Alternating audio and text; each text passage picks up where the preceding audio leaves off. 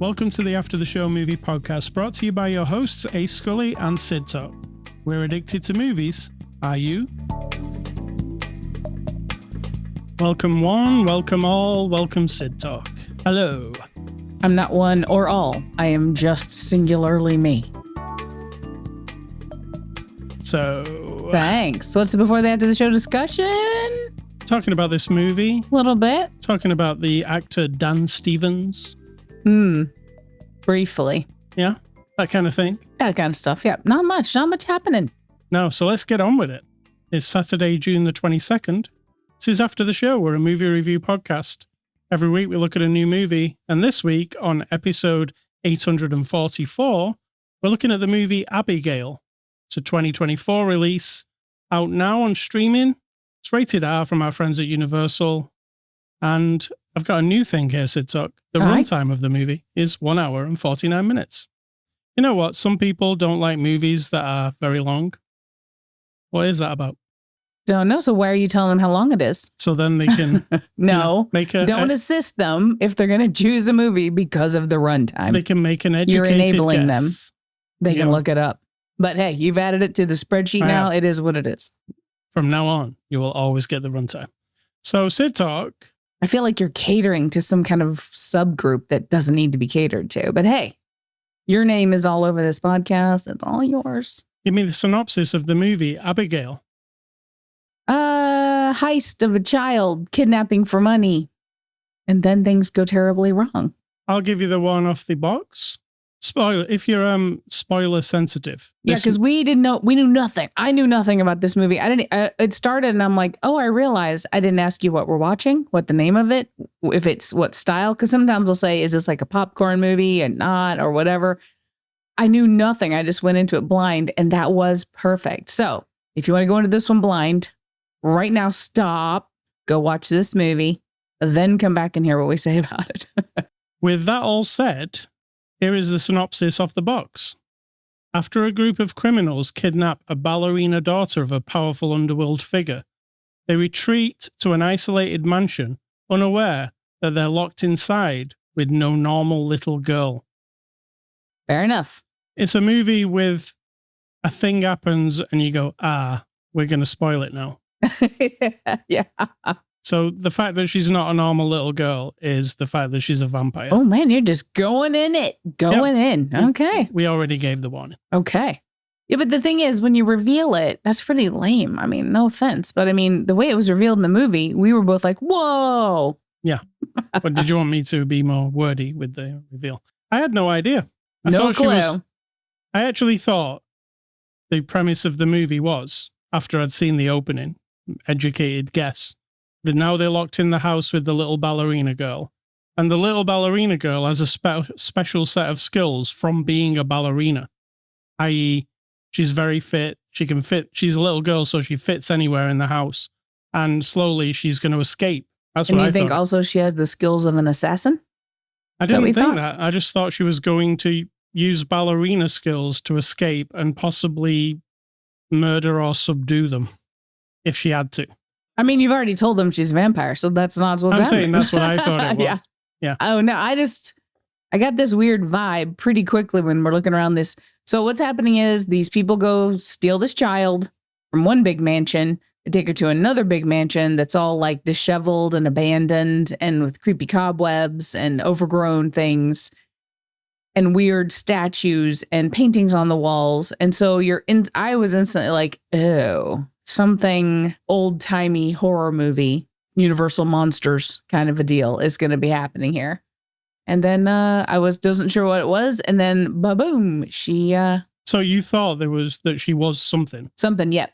Right. Well, I didn't know she was something. I just knew it was something because it was so typically Hollywoody, ramshackled old mansion. You know, it was very specific because it was like a movie set, not like an actual, kind of like what was one we just watched recently where there's ghosts and the lady brings her kid to this house. Haunted Mansion. Yes. Yeah. So it's like that. It's like it's a nothing movie. like Disney's Haunted Mansion. No. Well, I mean, the set is like a movie set. It is not like if you were to walk up to an abandoned old mansion. Right.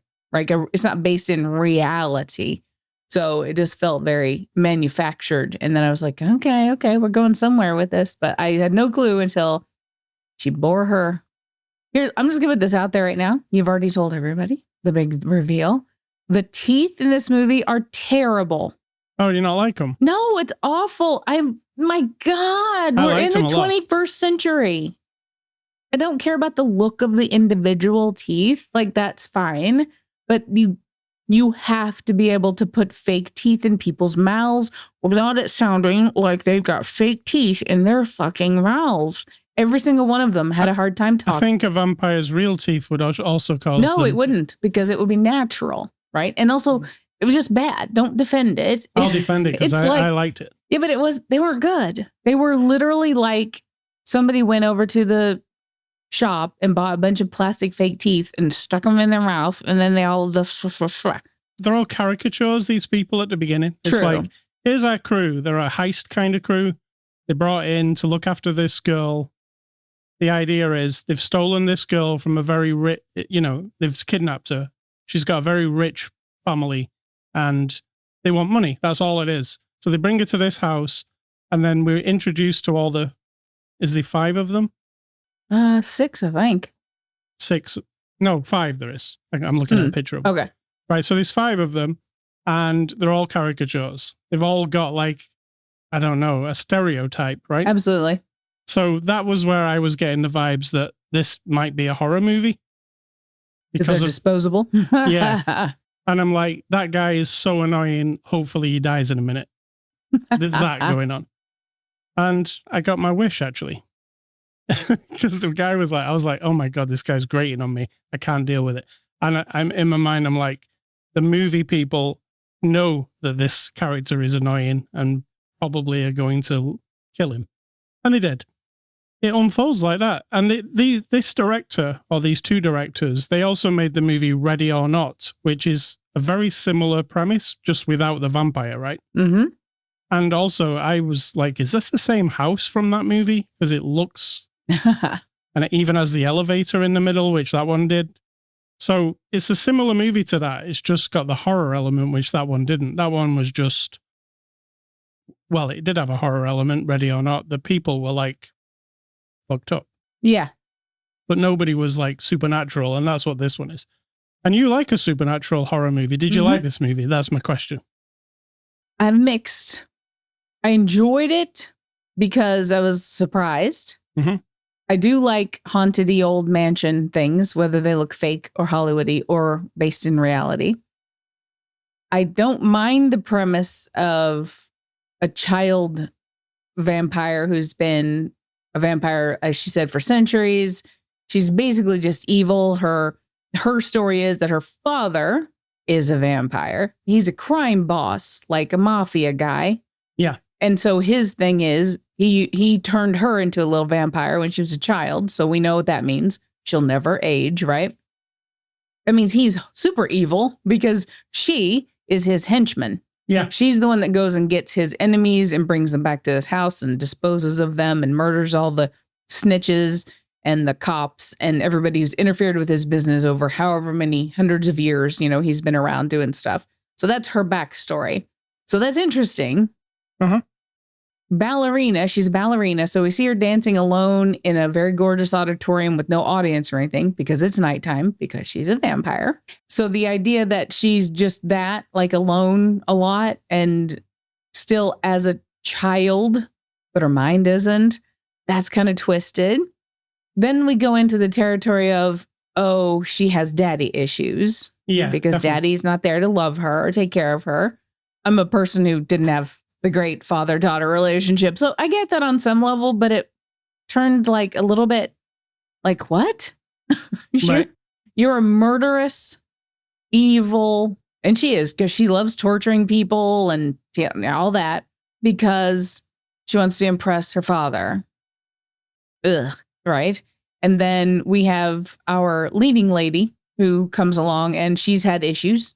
She's had drug issues. She has a child that she isn't taking care of. And so the overall premise is, as a parent, just show up. Be there for your kid. That is the moral of the story. It is. Which I find completely disconnected. And it's not even like smoothed in there in a nice, like, oh, I get it, right? Of course, this girl has been a girl for hundreds of years and it doesn't make any sense. And so that kind of threw me off. And then the caricatures, like you said, of the individual people got to be a bit much. I mean, a bit lame, I would say. Yeah. Some of the dialogue that comes out of them, especially near the beginning, it's rough. Yeah. Yeah. You're like, oh. They're trying to be funny and then it's not funny. And then they're doing stupid stuff like one guy draws a dick on another guy's face. I know. What? What? They're trying to be like cool and funny, it seems, for a while. And then that kind of fades away completely and they don't bother anymore. True. It just goes for blood and guts. And it's very bloody. People exploding, let's say. Do you think they were trying to be like Dusk Till Dawn? Yeah. Because it has the vibe. So if you've ever seen Dusk Till Dawn, yeah, it kind of leads up to it's one thing and then it's another thing. Yeah, the thing where we're like, whoa, pleasantly surprised. But it hangs on to a certain style and vibe the whole time. Yeah. Without going off course. This one felt like it was kind of two different movies to me sometimes. Two different writing things, When it does go, this one's very hammy, very genre movie. When it gets into its horror part, it's not actually horror. It's kind of a bit silly. Absolutely. Very, slapsticky. Yeah. Probably in the same vein as like Evil Dead 2 or something, where it's a gory movie and everything, but it's also slapsticky. Yes. People are falling over and it's kind of, it's like there's a fine line between comedy and horror. And this is like right on the middle of it. You never take it seriously is what I'm getting at. Yeah, it doesn't feel like a threat. I don't feel like Daddy is a threat. Even when he shows up, he doesn't seem, I'm sure he's a horrible vampire crime boss, but he doesn't seem that. I'm not feel threatened by him, even though there's a swimming pool of his enemies that are all rotting away there. Yeah, see, that I'd forgot about that. And that was probably one of the most horrific things, that she's in a swimming pool full of dead people. Yeah. But yeah, I'd forgot about that. There's also like decapitations. And they go full on with the gore. It's kind of like an Evil Dead movie in that respect, but not as shocking as I wanted it to be, I guess. It just... As you wanted it to be. Interesting. Yeah, well, I like a really shocking horror movie with blood and gore and everything, but this, like, it's like Looney Tunes. In fact, they know it's like that because they show a cartoon on the screen. Woody Woodpecker or something, right? Are you saying it's aware of itself? It's aware that it's like the old cartoons where you hit somebody on the head with a hammer and it goes, Dong! It's like that kind of deal. So, yeah, I guess they know it. So I'm not pointing anything out. But the problem is, it's set up in a way that you expect something different. Yeah. And then it turns into something else. Yeah. Not in a good way. Not like, oh, I'm pleasantly surprised there's a vampire, which is always interesting, but more like, whoa, I just took a turn here for, from like the crime part of it was pretty good, right? They've set it up. They're going to steal this kid, kidnap somebody. And it's, it feels like a genuine heisty type of a movie like you would enjoy, which is fine. And then it just loses that basis in reality. Can I even say that when we're talking about a child vampire? I don't know. I guess you're right. The first 15 minutes, that setup, it could go either way. Like you're like, oh, maybe it's a horror movie. Maybe it's not. Maybe it's just a crime movie with like John Wick style action with a ballerina. That's what I'm thinking. But yeah, once it hits its horror thing, then it becomes almost silly. Like I feel like the end scene that's in that circular room, even though it's gory and gruesome, and it feels like a comedy. The whole thing feels. Yes, it just felt not. It feels a bit like the movie Renfield. Oh, that's a yes. Yeah, because even that had like people exploding and stuff. So much potential, right? Yeah, Renfield is an interesting idea with a vampire. Absolutely. And there's people exploding and it's gory as shit, but like all the time. It's tongue in cheek and you can't take anything serious because it's silly. Correct. And I feel like this fits. It'd be a good double bill, actually. Too much. So I liked this. I just wanted it to be a bit more intense. I feel like the intensity is missing because once you go over to like being silly, Yeah. the intensity's gone. If you would have stuck to this is a crime story. Oh, look, now here's a vampire, but that vampire is super brutal and nobody's going to make a joke. We're just all scared, right? I guess then we're back to Dusk Till Dawn. Yeah, I mean, even Dusk Till Dawn got a bit hammy and weird. It did, but it all fit. Yeah. Or maybe it was because it was so new and I'm brainwashed because I love that movie so much. But I mean, when Dusk Till Dawn gets to the part, it gets silly. True. Very true. Yeah. So that is also like two different movies. I think it's just like you just said, you hadn't seen that. And then you're like, whoa, how did they pull that off? Maybe I should never watch it again or I'll ruin it. Yeah. We even watched the TV show version of it, which was also great. I really liked it. All right. So let's get on to the cast here. Alicia Weir plays Abigail. She's the star of the show, I think. Yeah, she's really good. Yeah, the girl, I mean, the vampire girl. Yeah, and she's hardcore. Like some of the dialogue she delivers when she's trapped in the elevator and she's talking to them. Is she like she's not a little girl anymore? She's a 200-year-old vampire talking to them. I think it's more than 200 because she said centuries. Like she's been around for a long time. 200 sounds like centuries to me. You're right. Could be 2, but I'm thinking if you've watched many vampire things, probably multiple. And if you look at that house, pretty old. And some of the artwork and all the other stuff going on in that house. Right. I'm looking if she was in anything before. She's been in a movie called Matilda the Musical as Matilda. So, but that's it. So that's a different. Yeah, she was good. That's a different movie to this movie. Yeah. We've got Dan Stevens as Frank. I'm a big fan of Dan Stevens. He came from Downton Abbey. I mean, he didn't come from Downton Abbey. That was the show he was in. And then he did a movie called The Guest that I, to this day, love it. You do. And now in this, what do you think of him in this? I really like him. But I agree with you about, especially the end of the movie. He's really overplaying it. Yep. But then everybody It distracts me because I'm already like, oh, they're already doing the thing where it's kind of like, you know? Yeah. I think he was okay at the beginning before the reveal, just as a guy. No, I think he was still like knowing what he is or knowing he has potential to be like, you know, psychotic kind of power hungry guy. I'm sure he knew that about his character. He kind of, I don't know, it just seemed extra cartoony to me. Here's my question. He's a British man. Was his American accent any good? I don't know if his American accent was good, but I couldn't tell he was British. If an American person thinks, oh, it's just an American person, it's the same with me. If I see an American actor doing a British accent and it smells wrong, I'll pick it out, you know? Melissa Barrera as Joey. What do you think? She's good. I mean, she's like the glue. She is. She's the most centered, like, reality person. Yeah. And almost, apart from Abigail, like the main character of the movie. Absolutely. Yeah. I thought she was okay. Again, she was a bit hammy at the beginning. I thought she was worse at the beginning, better at the end. Which was strange because it's the opposite way around with everybody else. Giancarlo Esposito as Lambert. You know who that guy is. The chicken man from Breaking Bad. Chicken man and also Star Wars man from Breaking Bad. What do you think of him? I mean, he's doing him. He was in a very short period of time. I mean, it wasn't for long and he was fine, but it could be anybody who could be slightly intense and pretend to be a vampire for 5 minutes. Yeah. Catherine Newton plays Sammy, who we saw in Lisa Frankenstein recently. Yeah, I liked her. She was actually really funny in this movie. Yeah. Even though the dire circumstances, she was always had something funny or... Yes. She's kind of the goofy, also caricature of the almost... She's playing like... She's wearing like all 80s kind of clothes and she's a hacker and she's got tattoos all over her fingers and lots of rings and her hair's done up like Cyndi Lauper from the 80s.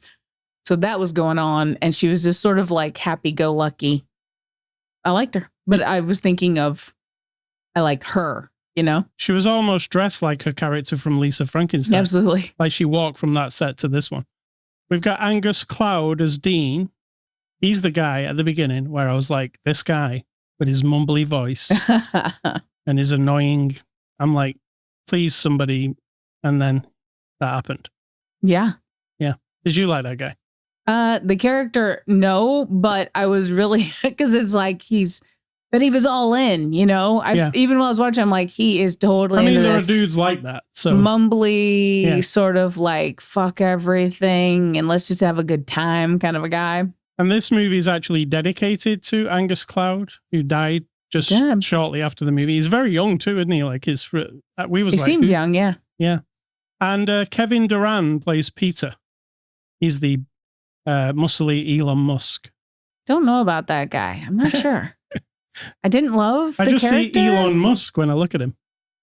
I don't think that at all, but I just didn't love the whole, I don't know. He wasn't dumb enough to be that guy, and he wasn't strong enough to be that guy because he's all muscly.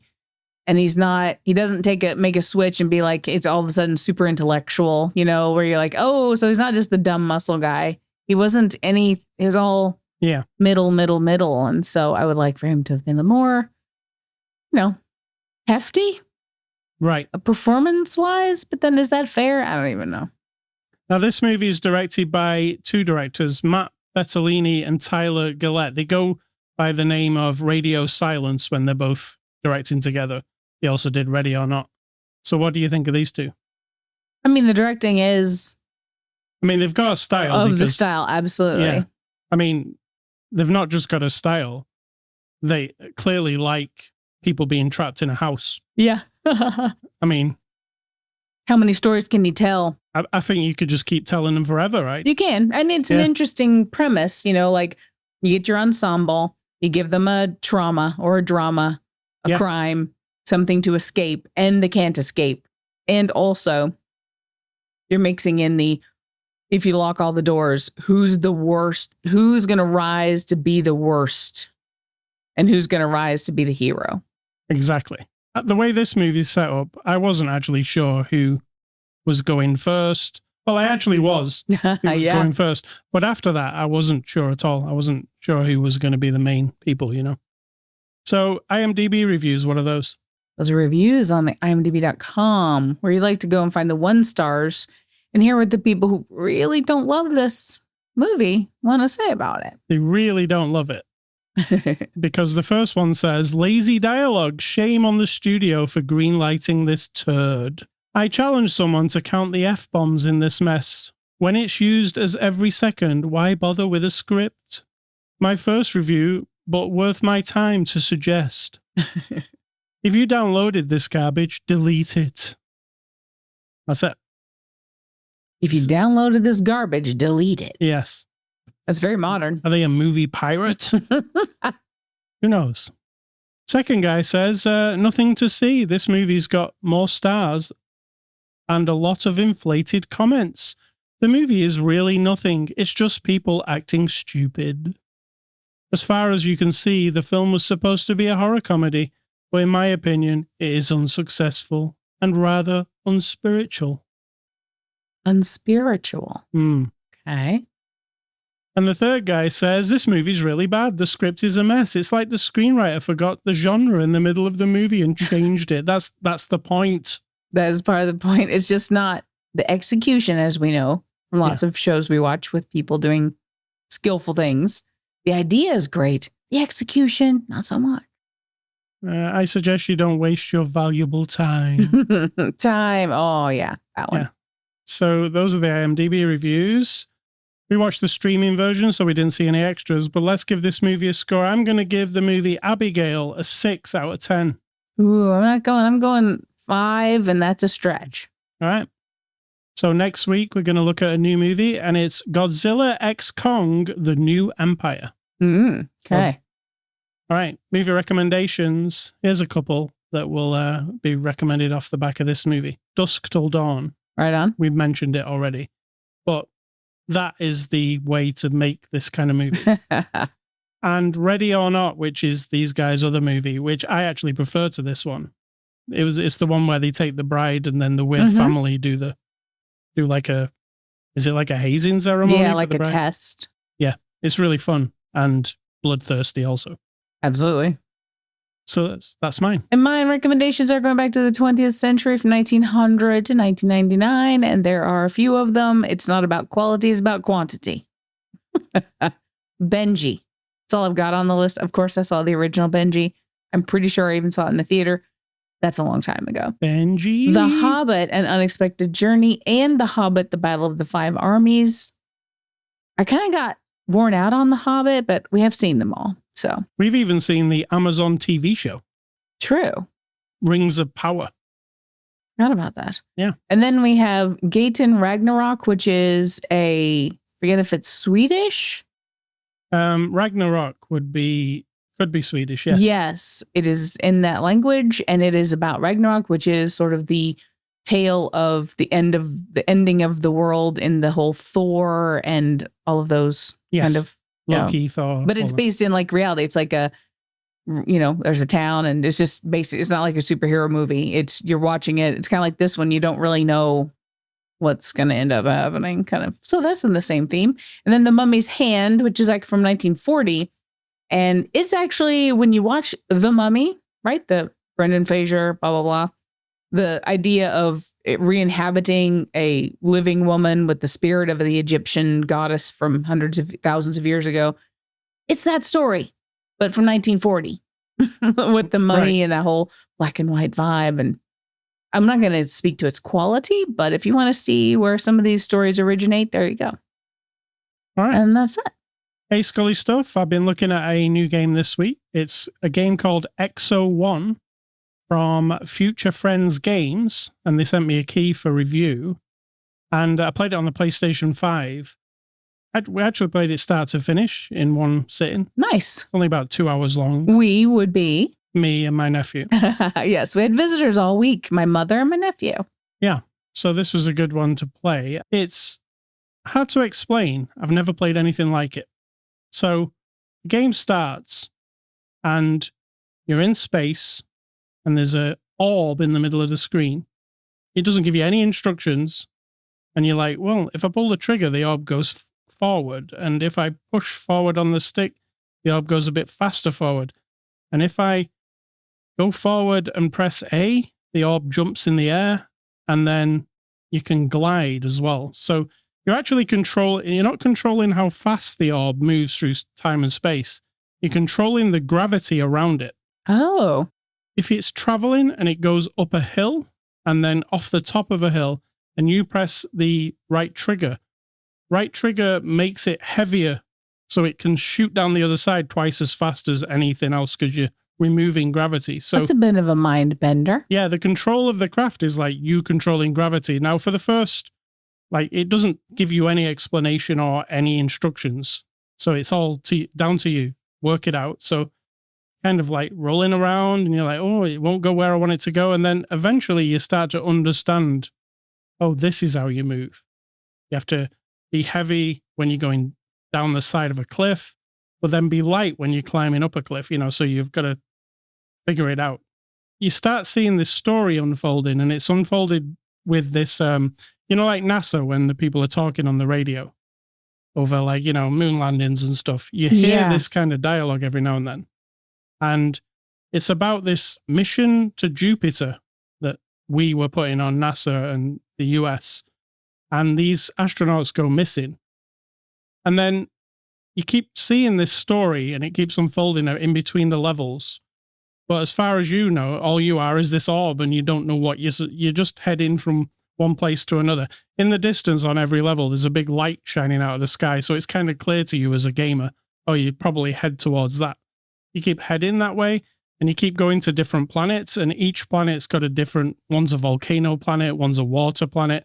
And they all come with their different sets of challenges because when you are controlling gravity underwater, it's a lot different to being on the land. Right. So you've got to keep this craft going and you've got to eventually get to the end of your mission, which you don't know what the mission is. You don't even know what you are. You're an orb that travels very, very fast. I'm talking like tens of thousands of miles an hour. Okay.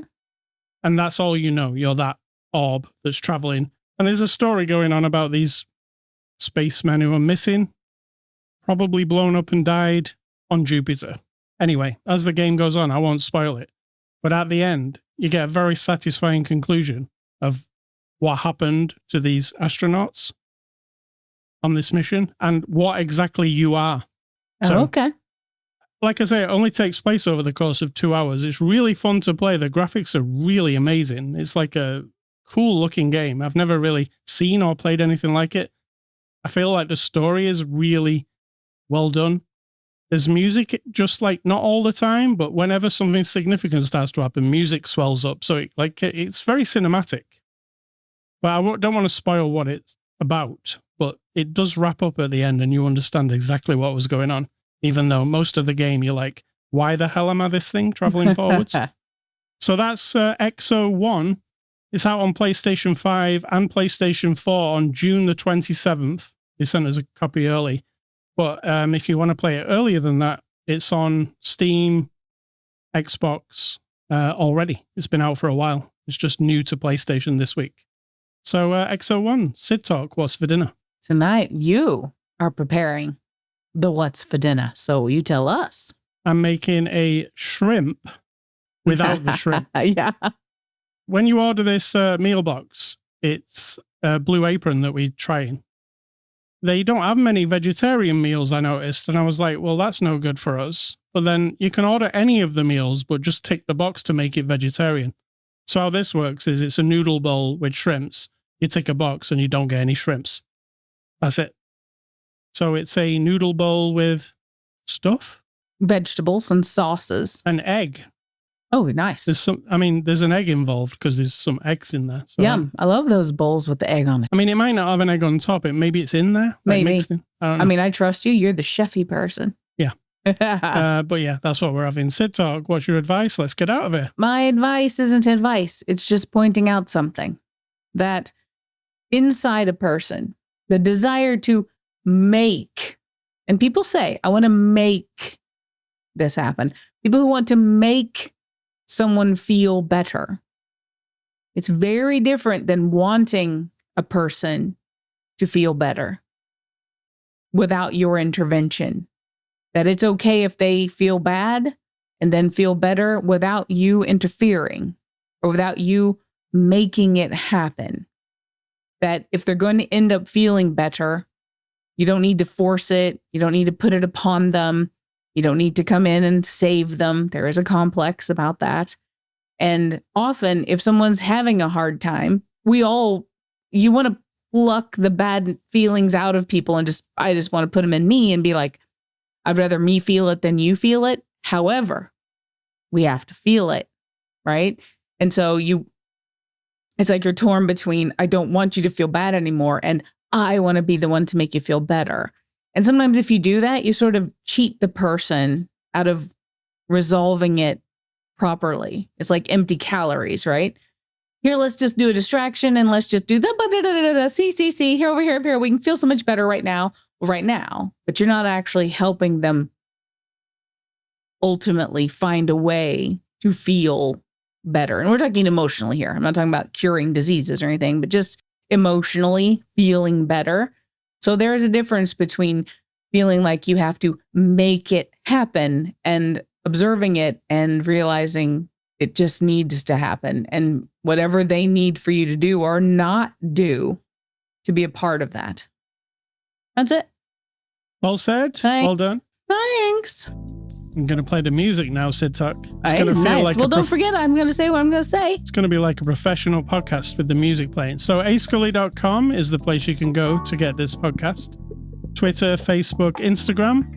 You can also catch us on Spotify, iTunes, Amazon, YouTube, TikTok. We're all over the place. Email feedback to me, ascully@ascully.com. Don't email Cidtalk. And stay classy, Abigail. I'm going to say think for yourself, or someone will do it for you.